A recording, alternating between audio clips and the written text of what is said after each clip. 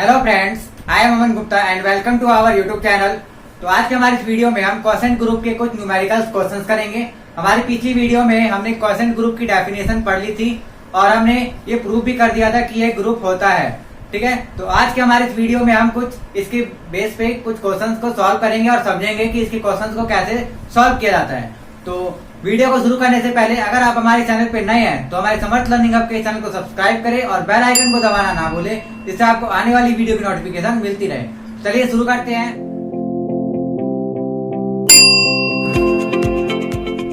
तो आइए हम क्वेश्चन स्टार्ट करते हैं। तो क्वेश्चन नंबर 1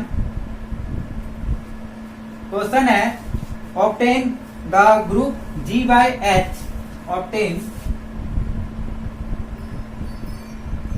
द ग्रुप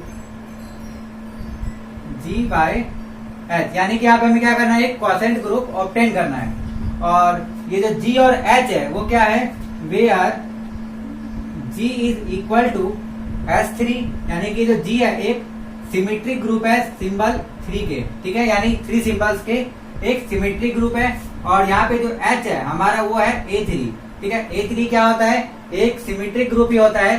ठीक है, और S3 का एक सब ग्रुप होता है और इसके अंदर जो एलिमेंट्स होते हैं वो क्या होते हैं, 3 साइकिल्स के होते हैं। यानी कि इसके अंदर जो एलिमेंट है वो I आता है, एक एलिमेंट आता है 1 2 3 और एक एलिमेंट आता है 1 3 2।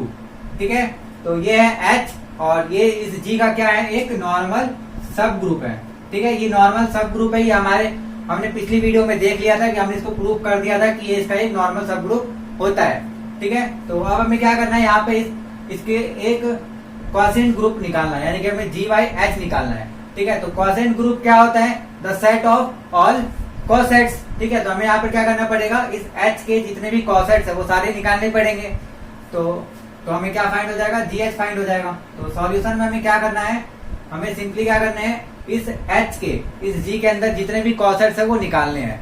ठीक है, तो अगर आपको ये क्वेश्चन याद है तो यहाँ पर हमने क्या देखा था कि जो H होता है A3 ये इंडेक्स 2 का होता है, यानी कि इसके अंदर सिर्फ और सिर्फ 2 ही कोसेट बनते हैं। और वो 2 कोसेट क्या होते हैं, एक खुद H होता है और एक होता है हमारा 1 2 एंड H। ठीक है, क्योंकि यहाँ पे अगर हम 1 2 H करे, 1 3 H करे या 1 4 H करे, सॉरी 2 3 H करे, ये सारे क्या आते हैं, इक्वल आते हैं। ठीक है, आप इसको ट्राई करके देख सकते हैं। जैसे कि 1 2 को अगर हम H के सारे एलिमेंट्स के साथ मल्टीप्लाई करें तो क्या आता है, 1 3 को अगर हम H के सारे एलिमेंट्स के साथ मल्टीप्लाई करें तो क्या आता है, और 2 3 को अगर हम H के सारे एलिमेंट के साथ मल्टीप्लाई करें तो क्या आएगा। तो आप देखेंगे कि वो तीनों वैल्यू क्या आएगी, इक्वल आएगी। चलिए यहाँ पे मैं आपको करके दिखा देता हूँ। जैसे 1 2 है तो 1 2 को क्या करना पड़ेगा, H के तीनों एलिमेंट के साथ मल्टीप्लाई करना है। तो अगर हम I के साथ करेंगे तो I के साथ करने पर क्या आ जाएगा, सिंपल I आ जाएगा।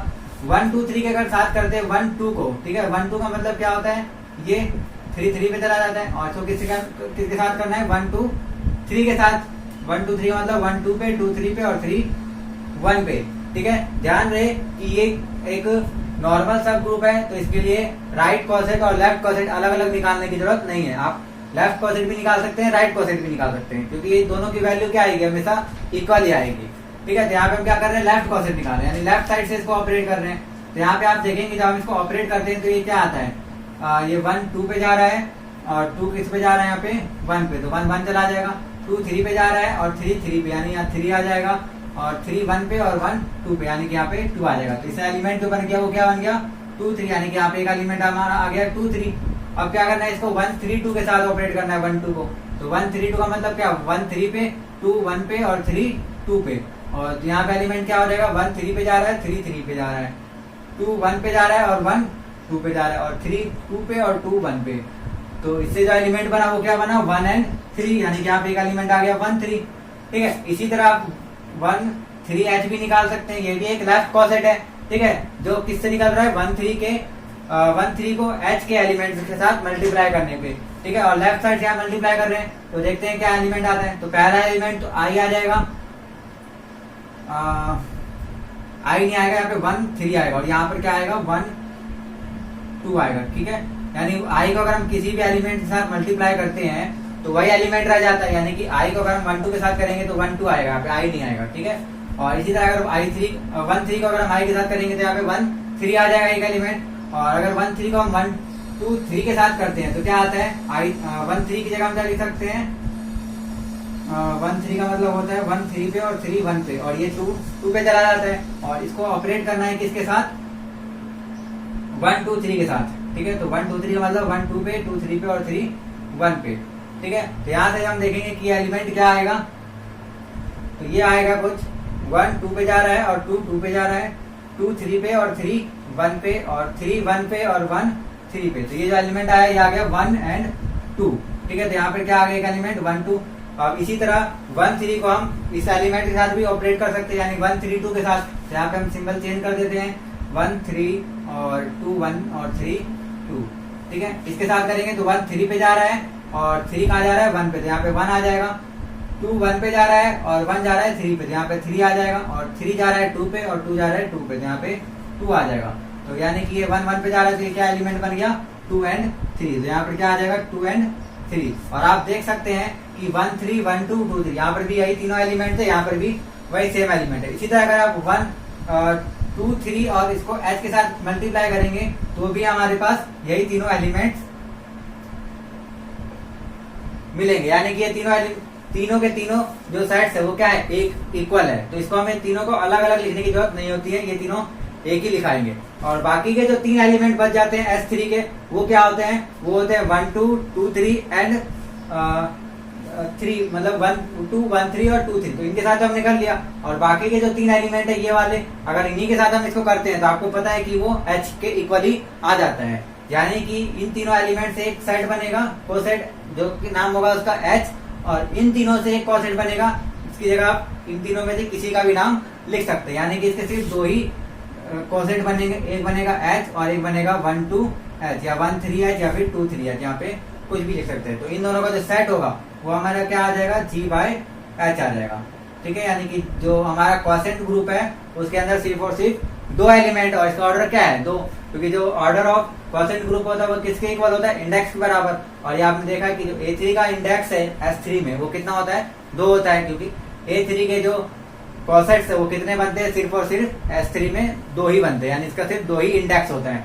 तो इसीलिए क्वोशिएंट ग्रुप में सिर्फ 2 ही एलिमेंट आएंगे। अब आइए हम इसके कुछ और क्वेश्चन देख लेते हैं। चलिए हम क्वेश्चन नंबर 2 पे चलते हैं। तो क्वेश्चन नंबर 2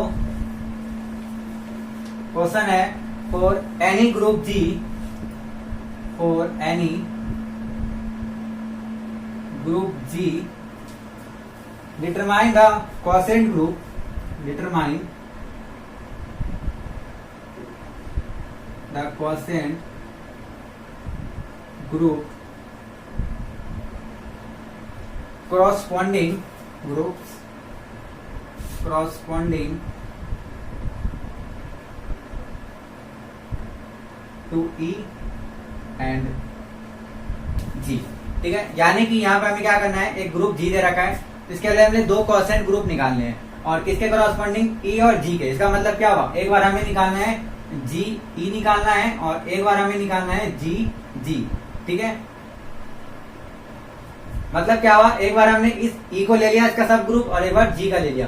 तो आपको ये पता है कि किसी भी ग्रुप के 2 सब ग्रुप तो होते ही हैं, एक क्या होता है, एक आइडेंटिटी एलिमेंट होता है और एक वो खुद होता है। ठीक है, यानी कि ये 2 इसके सब ग्रुप है। और कैसे सब ग्रुप है, नॉर्मल सब ग्रुप है, यानी किसी भी ग्रुप के 2 नॉर्मल सब ग्रुप क्या होते हैं, एक आइडेंटिटी एलिमेंट वाला ग्रुप और एक वो खुद होता है। ठीक है, यानी कि ये दोनों क्या है, इस G के नॉर्मल सब ग्रुप है। ठीक है, तो इस नॉर्मल सब ग्रुप से हमें क्या करना है, क्वोशिएंट ग्रुप निकालना है। तो क्वोशिएंट ग्रुप क्या होता है, सेट ऑफ ऑल कॉसेट्स। ठीक है, तो क्योंकि ये नॉर्मल सब ग्रुप है, जिसका मतलब राइट कॉसेट का सेट या फिर लेफ्ट कॉसेट का सेट। तो E के साथ मतलब E क्या है, यहाँ पे इसका सब ग्रुप है, तो हमें क्या करना है, G के सारे एलिमेंट्स को E के साथ ऑपरेट करके अलग अलग कॉसेट निकालने हैं। तो जो G/E के एलिमेंट आएंगे वो किस टाइप के एलिमेंट आएंगे, वो कुछ इस तरह से होंगे कि यहाँ पे हमें क्या करना है, G के सारे एलिमेंट्स के हमें किससे मल्टीप्लाई करना है, E से मल्टीप्लाई करना है, क्योंकि E के अंदर कितना एलिमेंट है, सिर्फ और सिर्फ एक एलिमेंट है ना, क्योंकि ये कितने एलिमेंट का सेट है, सिर्फ और सिर्फ एक एलिमेंट का सेट है। ठीक है, तो और वो एलिमेंट क्या है, आइडेंटिटी एलिमेंट। तो हमें क्या करना है, यहाँ पे E के साथ मल्टीप्लाई करना है किसको, G को, और जहाँ पे जो G है वो किससे आ रहा होगा, इस ग्रुप G से आ रहा होगा। ठीक है, तो अगर हम E और G को मल्टीप्लाई करेंगे, क्योंकि E एक आइडेंटिटी एलिमेंट है और इसी ग्रुप का आइडेंटिटी एलिमेंट है, तो उस एलिमेंट को किसी भी एलिमेंट के साथ मल्टीप्लाई करने पे उस पर कोई असर वो नहीं करता, यानी कि यहाँ पे ई और जी को अगर हम मल्टीप्लाई करेंगे तो हमारे पास जो एलिमेंट आएगा वो क्या आएगा, जी आएगा। तो हमें ये जो जी का एक सेट मिलेगा वो क्या हो जाएगा यहाँ पे जी बिलोंग्स टू जी।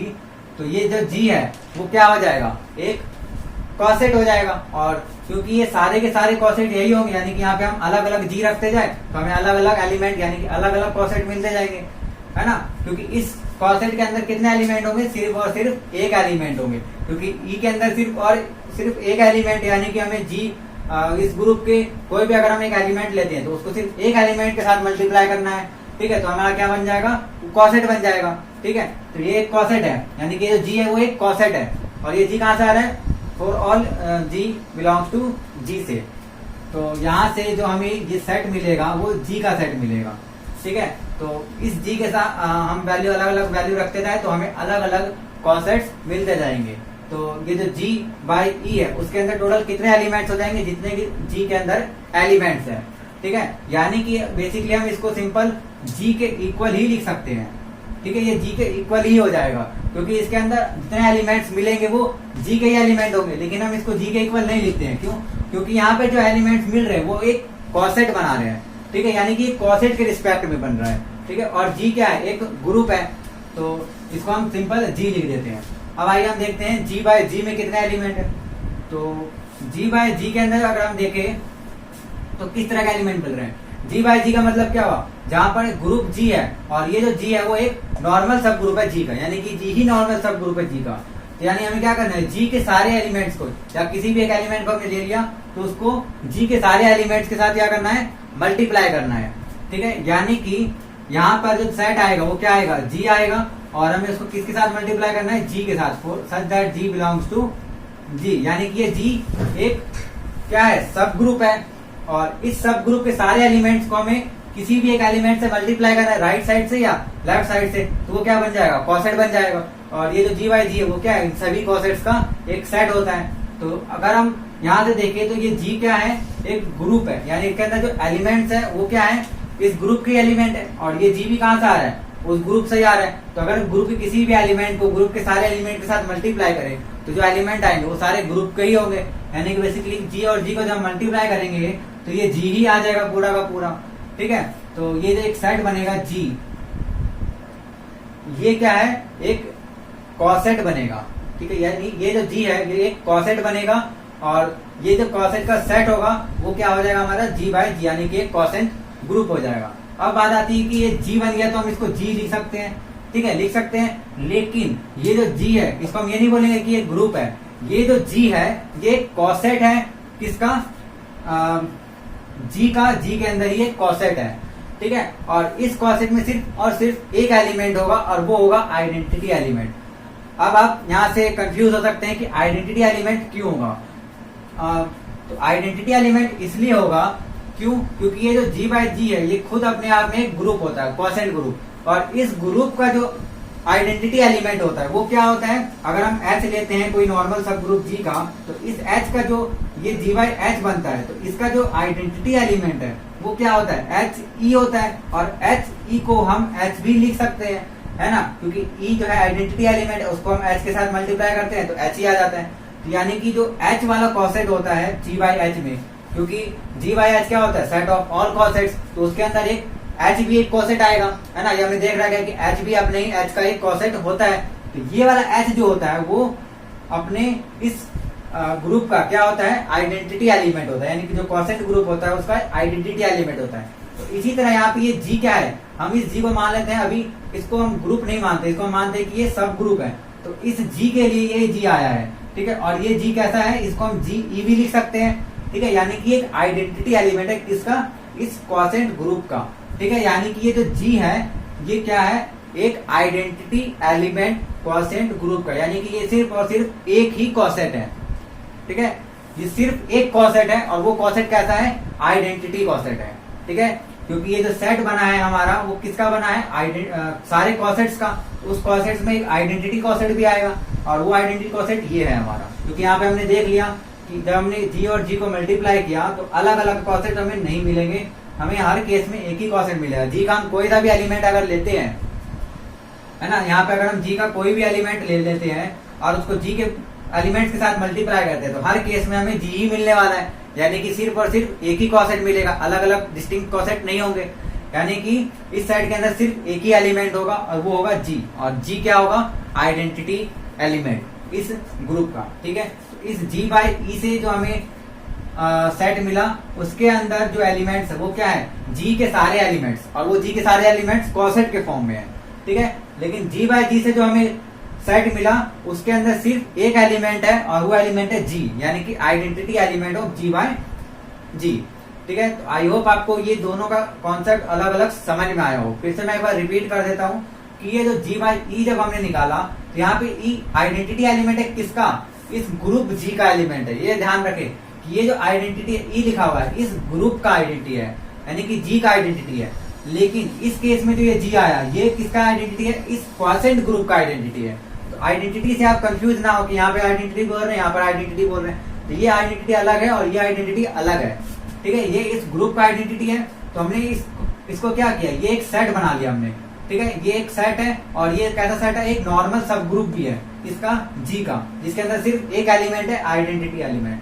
तो इस एक एलिमेंट को अगर हम जी के अलग अलग एलिमेंट से मल्टीप्लाई करते जाए तो हमें अलग अलग कॉसेट मिलेगा, है ना। जैसे मान लेते हैं हम ई क्या है 1 है, तो हमें क्या करना होता है राइट कॉसेट बनाने के लिए, अगर हम राइट कॉसेट बनाते हैं जैसे H x H y H z हम अलग अलग बनाते हैं, तो ये एच क्या है, एच की जगह सिर्फ 1 आ रहा है, लेकिन एक्स वाई जेड तो अलग अलग है ना यहाँ पे, यानी कि जो जी है ये तो अलग अलग वैल्यू आ रही है। अगर हम एक्स की यहाँ पे एच है, एच की जगह हम 1 रख दे तो 1 को एक्स से मल्टीप्लाई करने पे क्या आ जाएगा, एक्स, यहाँ पर भी 1 रख दे यहाँ पर भी 1 रख दे तो क्या आ जाएगा वाई, यहाँ पे क्या आ जाएगा। तो ये अलग अलग आ रहे हैं हर केस में, यानी हर अलग एलिमेंट के लिए अलग कॉसेट मिल रहा है।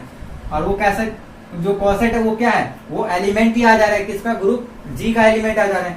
यानी कि यहाँ पे कितने कॉसेट बनेंगे, जितने इसके अंदर एलिमेंट है, यानी कि जी के जितने एलिमेंट्स है उतने ही यहाँ पर कॉसेट बनेंगे। ठीक है, और इन कॉसेट का जो सेट होगा वो क्या आएगा, जी बाय ई आएगा। लेकिन जी बाय जी में हमने क्या किया, जी बाय जी में हमने इस जी को ले लिया इसका सब ग्रुप, यानी कि ये जो जी है इस जी का एक सब ग्रुप, और कैसा सब ग्रुप है, नॉर्मल सब ग्रुप। तो अब हमें क्या करना है, अभी इस जी में यानी कि इस सब ग्रुप में जी के एलिमेंट्स को मल्टीप्लाई करना है। अब यहाँ पे यानी कि 1 की जगह में क्या करना है, जी लेना है, ये पूरा का पूरा एक सेट लेना है, और इस सेट के अंदर जो एलिमेंट है यानी इस ग्रुप के अंदर जो एलिमेंट्स है सारे वो क्या है, जी के ही एलिमेंट है। यानी हमें एक्स को क्या करना है, बारी बारी से जी के एलिमेंट से मल्टीप्लाई करना है। तो अगर हम एक्स को एक्स से करेंगे तो एक्स, और एक्स को वाई से करेंगे तो भी जी का ही कोई एलिमेंट आएगा। इसको एक्स को जितनी बार भी हम इससे मल्टीप्लाई करेंगे जी के एलिमेंट से, तो जितने भी यहाँ पे एलिमेंट्स आएंगे वो सारे एलिमेंट्स क्या होंगे, इस जी के ही होंगे, यानी कि किसके इक्वल आ जाएगा, जी के इक्वल। इसी तरह अगर वाई को अगर हम जी के अलग अलग एलिमेंट से मल्टीप्लाई करेंगे तो भी जो एलिमेंट्स आएंगे वो सारे के सारे क्या होंगे, जी के ही एलिमेंट होंगे, और वो जी के ही इक्वल आ जाएगा। इसी तरह जेड से भी मल्टीप्लाई करने पे वो जी के ही इक्वल आएगा, यानी कि जितने भी एलिमेंट हम ले लें यहाँ पे जी की जगह, अगर हम उसको जी के ही एलिमेंट से अलग अलग मल्टीप्लाई करते हैं तो हर केस में जी के इक्वल ही वो आने वाला है। यानी कि सिर्फ और सिर्फ एक ही कॉसेट बनेगा, क्योंकि हर केस में सेम कॉसेट बन रहा है, तो हम एक कॉसेट को बार बार यहाँ पर नहीं लिखते हैं। अगर एक कॉसेट आ चुका है तो हम उसको एक ही बार लिखेंगे। ठीक है, अलग एक जैसे बार बार कॉसेट आ सकते हैं तो हम उसको अलग अलग नहीं लिखते, हम उसको एक ही कॉसेट मानते हैं। यहाँ पे सिर्फ एक ही कॉसेट निकलेगा और वो क्या निकलेगा, जी। ठीक है, अब जी एक कॉसेट है और ये कॉसेट जो है वो कैसा कॉसेट है, एक आइडेंटिटी कॉसेट है इस क्वोशेंट ग्रुप का, यानी कि इस क्वोशेंट ग्रुप का एक आइडेंटिटी एलिमेंट है ये जी। ठीक है, तो आई होप आपको ये क्वेश्चन समझ में आया हो। ये क्वेश्चन वैसे तो दिखने में बहुत ही सिंपल है, लेकिन अगर इसमें थोड़ा सा भी आपको कंफ्यूजन होगा तो ये क्वेश्चन जो है थोड़ा सा घूम जाता है। ठीक है, यानी कि इसमें समझ नहीं आता कि आइडेंटिटी एलिमेंट हम कहाँ किसका ले रहे हैं और कहाँ पे किसका ले रहे हैं। ठीक है, तो इसको आप ज्यादा से ज्यादा प्रैक्टिस करिए और यहाँ समझने की कोशिश कीजिए कि इस जो सेट हम ले रहे हैं उसमें किस एलिमेंट को मल्टीप्लाई कर रहे हैं तो किस तरह के एलिमेंट बन रहे हैं। ठीक है, तो क्वेश्चन नंबर 3 ये है कि so that the quotient group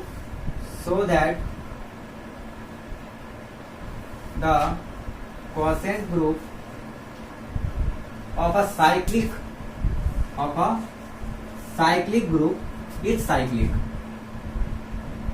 यानी कि किसी भी साइक्लिक ग्रुप का जो भी क्वोशेंट ग्रुप होगा वो भी अपने आप में क्या होगा, एक साइक्लिक होगा। ठीक है, तो यहाँ पे हमें ये प्रूव करना है। तो साइक्लिक ग्रुप सबसे पहले क्या होता है, ऐसा ग्रुप जो किसी भी एक एलिमेंट से जनरेट हो जाए, यानी कि कोई भी ग्रुप उसके अंदर एक ऐसा एलिमेंट होना चाहिए जिससे उसके सारे एलिमेंट क्या हो जाए, जनरेट हो जाए। या दूसरे लैंग्वेज में बोले तो ग्रुप के अंदर उसके ऑर्डर के इक्वल एक ऐसा एलिमेंट होना चाहिए जिसका ऑर्डर भी उसके इक्वल हो जाए। यानी किसी भी ग्रुप में एक ऐसा एलिमेंट हो जिसका ऑर्डर ग्रुप के ऑर्डर के बराबर हो, तो हम बोलते हैं उसको साइक्लिक ग्रुप है। ठीक है, तो यहाँ पे हम मान लेते हैं कि एक ग्रुप जी जो है वो एक साइक्लिक ग्रुप है।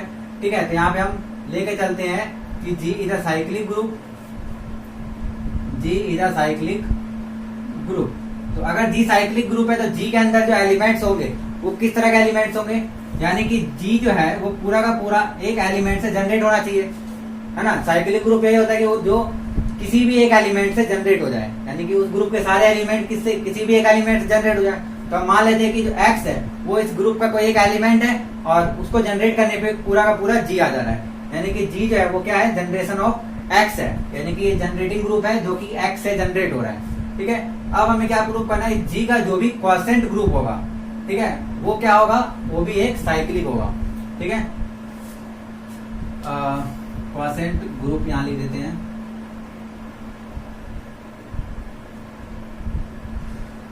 तो अब हमें क्या प्रूव करना है कि जिससे बनने वाला क्वोशेंट ग्रुप है वो भी एक साइक्लिक है।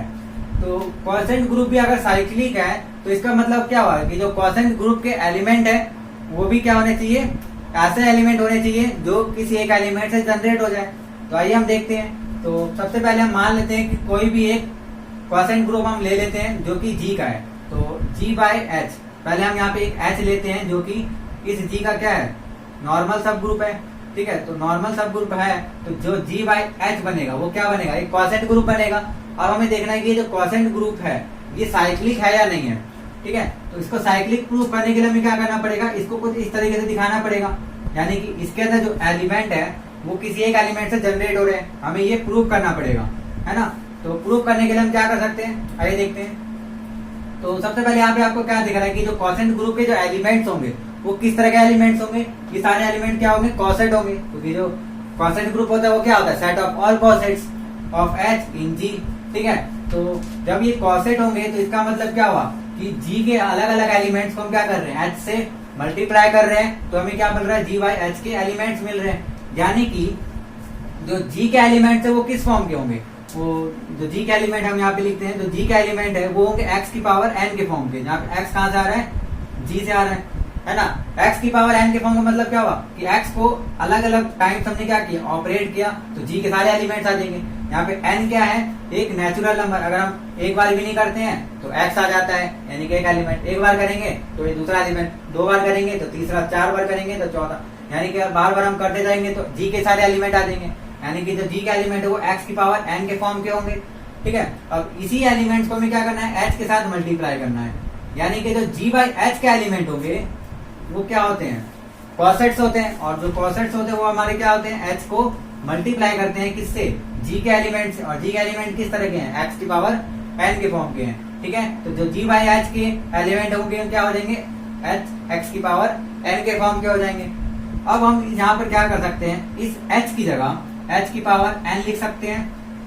क्यों, क्योंकि आपको पता है कि एच और एच का मल्टीप्लीकेशन क्या आता है, एच आता है, और फिर से एच से मल्टीप्लाई कर दे तो भी आता है, यानी एच को हम कितनी टाइम्स भी एच से ऑपरेट करें तो कोई फर्क नहीं पड़ने वाला, क्योंकि एच क्या है, यहाँ पे ग्रुप है। ठीक है, और ग्रुप को हम ग्रुप से मल्टीप्लाई करते हैं तो ग्रुप वही ग्रुप आ जाता है सेम, कोई फर्क नहीं पड़ता, यानी कि कितनी बार भी ऑपरेट कर ले तो कोई फर्क नहीं पड़ेगा। तो यहाँ पे हमने एन टाइम्स ऑपरेट कर लिया, तो अब दोनों की पावर अगर एन है तो हम इस दोनों को एक साथ एच एक्स की पावर एन लिख सकते हैं, है ना। तो अब यहाँ से क्या प्रूव हो गया कि जो जी बाई एच के जो एलिमेंट्स है वो किस फॉर्म के हैं, एच एक्स की पावर एन के फॉर्म के हैं। और एच एक्स की पावर एन का क्या मतलब हुआ कि एच एक्स को एन टाइम्स ऑपरेट कर रहे हैं, यानी कि अलग अलग टाइम्स अगर हम ऑपरेट करते जाए तो हमें क्या मिलते जाएंगे, जी बाई एच के एलिमेंट्स मिलते जाएंगे। यानी कि यहाँ से ये प्रूव हो गया कि जो जी बाई एच एक साइक्लिक ग्रुप है। क्यों, क्योंकि अगर जी साइक्लिक है तो जी के जो एलिमेंट एक्स की पावर एन के फॉर्म के हैं, तो हर एक एक्स की पावर एन, यानी कि जो भी हम एन की वैल्यू लेंगे उसके लिए एक एच एक्स हमें मिल जाएगा, यानी कि एक क्वोशेंट मिल जाएगा, यानी कि जी बाई एच की वैल्यू मिल जाएगी। ठीक है, यानी जी बाई एच जो है वो किससे ऑपरेट हो जाएगा, उसी एच एक्स से जिस एक्स से जी जनरेट हो रहा है। ठीक है, तो उसी एक्स से जो क्वोशेंट बन रहा है उस क्वोशेंट से ये जी बाई एच पूरा का पूरा हमारा निकल जाएगा, यानी कि जो G बाई H होगा वो क्या होगा, एक जनरेटिंग ग्रुप होगा HX का, यानी कि इसके जो एलिमेंट है वो HX से जनरेट हो जाएंगे। ठीक है, तो इस क्वेश्चन को मैं रिपीट कर देता हूँ फिर से। हमने क्या किया, सबसे पहले यहाँ पे साइक्लिक ग्रुप लिया, और साइक्लिक ग्रुप क्या होता है, जो किसी एक एलिमेंट से जनरेट हो जाए। अगर वो जनरेट हो रहा है तो उसके जो एलिमेंट हो x की पावर n के फॉर्म के होंगे, है ना। n यहाँ पे नंबर ऑफ नेचुरल नंबर, तो यहाँ पे हम अलग अलग n रखेंगे तो हमें अलग अलग g के एलिमेंट्स मिलते जाएंगे।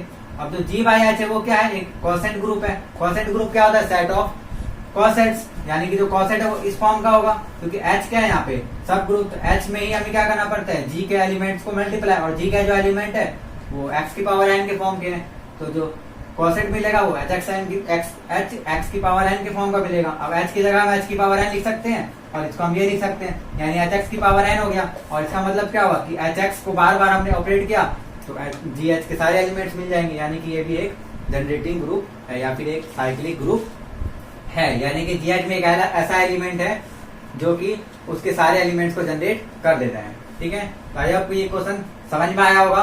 तो आज की हमारी वीडियो में सिर्फ इतना ही। अगर आपको ये वीडियो पसंद आई हो तो प्लीज लाइक करें, और अगर आप हमारे चैनल पर नए हैं तो हमारे समर्थ लर्निंग हब के चैनल को सब्सक्राइब करें और बेल आइकन को दबाना ना भूलें, जिससे आपको आने वाली वीडियो की नोटिफिकेशन मिलती रहे। हमारी आने वाले वीडियो में हम ग्रुप थ्योरी के और भी कई सारे टॉपिक्स पढ़ेंगे, तो ऐसी वीडियो के लिए हम हमारे साथ बने रहे।